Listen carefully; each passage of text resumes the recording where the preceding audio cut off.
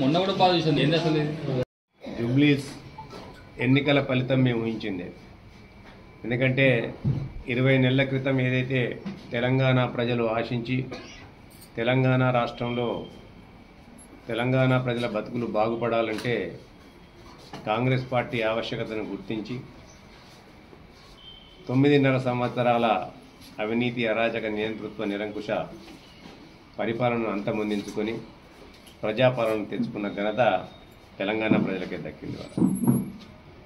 దాని తర్వాత జరిగిన ఏ ఎన్నికల్లో అయినా కానీ, పార్లమెంట్ ఎన్నికల్లో కానివ్వండి, అదే మాదిరిగా కంటోన్మెంట్ ఉప ఎన్నికల్లో కానివ్వండి, నిన్న వచ్చిన జూబ్లీస్ ఎన్నికల్లో కానివ్వండి, తెలంగాణ ప్రజలు తమ విశ్వాసాన్ని కాంగ్రెస్ పార్టీ పైన, రేవంత్ రెడ్డి గారి యొక్క పరిపాలన దక్షత పైన చూపించడానికి నిదర్శనం.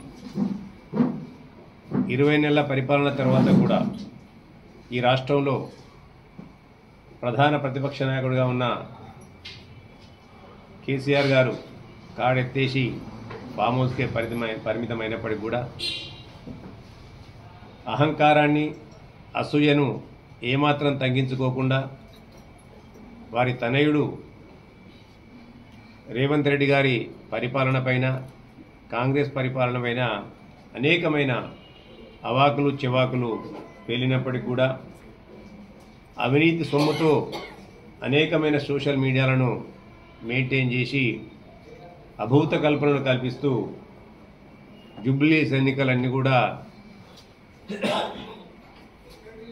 కాంగ్రెస్ పార్టీకి ఒక ఎదురు దెబ్బ తగలబోతుంది, కాంగ్రెస్ పార్టీ యొక్క పరిపాలనను చీకొట్టుకుంటారు, చీత్కరిస్తున్నారు అని చెప్పే ప్రయత్నం చేసినప్పటికీ కూడా ఇటు కేంద్రంలో ఉన్న బీజేపీ, ఇక్కడ ప్రతిపక్ష హోదాలో ఉన్న బీఆర్ఎస్ పార్టీ రెండు కూడా కుమ్ముక్కు రాజకీయాలు నడిపించినప్పటికీ కూడా జూబ్లీస్ ఓటర్లందరూ కూడా ఇవాళ ఒక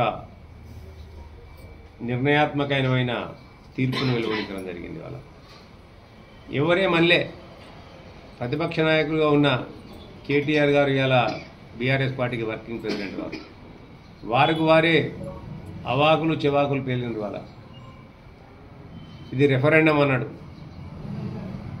ఇది తెలంగాణ ప్రభుత్వానికి, రేవంత్ రెడ్డి గారి యొక్క పరిపాలన దక్షతకు, ప్రజా పరిపాలనకు ఇది రెఫరెండం అని అన్నది ఆయన్నే. మరి అలా ఆ రెఫరెండం అన్న ఆయన వ్యక్తి ఇవాళ మరి రిజల్ట్ చూసిన తర్వాత మరి సమాధానం ఏదో చెప్పాలి. ఇవాళ ఆ రెఫరెండంగా భావించి మరి ఇవాళ శాశ్వతంగా ఆయనే తన పార్టీని రద్దు చేసుకుంటాడా, శాశ్వతంగా తనకు తానే రాజకీయాల నుంచి వైదొలుగుతాడా తనే చెప్పాలి.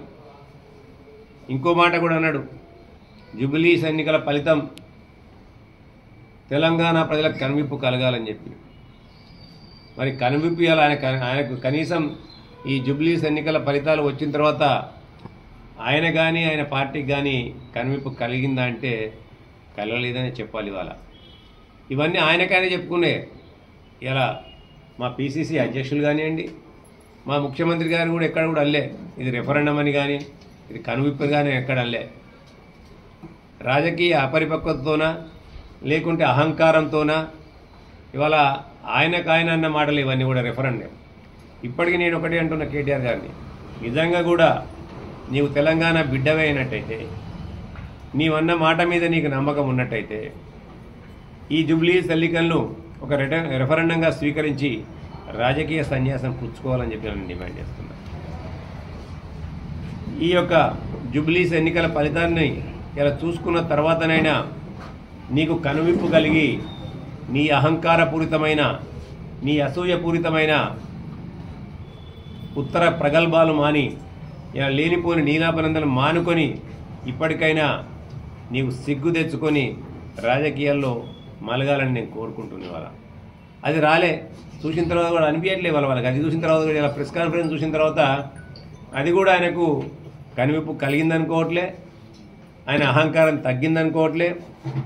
ఏదో బై ఎలక్షన్లో గెలిస్తే మీతో గెలుపా అంటాడు ఆయన. మరి బై ఎలక్షన్లో గెలిస్తే గెలుపా కాకుంటే మరి నువ్వు ఎందుకు మాట్లాడినావు అని నేను అంటున్నా. వాళ్ళ ఇంకా కూడా ఆయనకు అహంకారం తగ్గినట్టు పోలే. ఇంకా ఎంతసేపు ఒక అహంకారపూరితంగా అవినీతితో సంపాదించుకున్న సంపాదనను పక్కన పెట్టుకొని లేని మీడియాను సృష్టించుకొని తన సొంత మీడియాను సృష్టించుకొని ఫేక్ సంస్థ యూట్యూబ్ ఛానళ్ళ ద్వారా తన ఛానళ్ళ ద్వారా రాయడానికి ఒక పేపర్ పెట్టుకొని కూయడానికి కొన్ని ఛానళ్ళను పెట్టుకొని ఇలా పేడ్ ఆర్టిస్టులను పెట్టుకొని పేడు వార్తలు రాయించుకుంటూ ఆయన ఎన్ని కుతంత్రాలు చేసినా ఎన్ని కుయుక్తులు పలినా కానీ ఇవాళ ఎక్కడ కూడా ఫలితం అవ్వలేదు.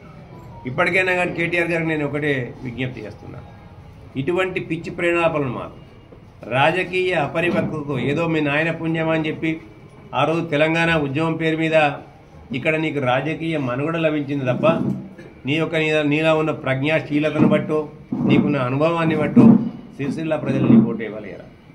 ఇప్పటికి కూడా నీకు మీ నాయన చాటు బిడ్డవే, మీ నాయన పెట్టిన భిక్షనే. ఇవాళ సిరిసిల్ల ప్రజలు ఆ రోజు తెలంగాణ ఉద్యమంలో మమేకమై ఉన్నారు కాబట్టి నీకు ఇవాళ ఇక్కడ రాజకీయ జన్మనిచ్చింది. కానీ ఇలా కేసీఆర్ కొడుకు అయినందుకు నీకు ఆ పేరు వచ్చింది. చాలామంది ఎమ్మెల్యేలు అప్పుడు తెలంగాణ ఉద్యమంలో చాలామంది నాయకులు చాలా రకాలుగా త్యాగాలు చేసిండ్రు. కానీ చాలామంది వాళ్ళ కాలగర్భంలో కలిసిపోయారు. కేవలం ఇలా నీ కుటుంబం మాత్రమే, నువ్వు కేసీఆర్ కుటుంబ సభ్యులు అయినందుకు మాత్రమే నీకు ఈ యొక్క రాజకీయ ప్రాప్తి ఉంది, నీకు కానీ మీ బావకు కానీ.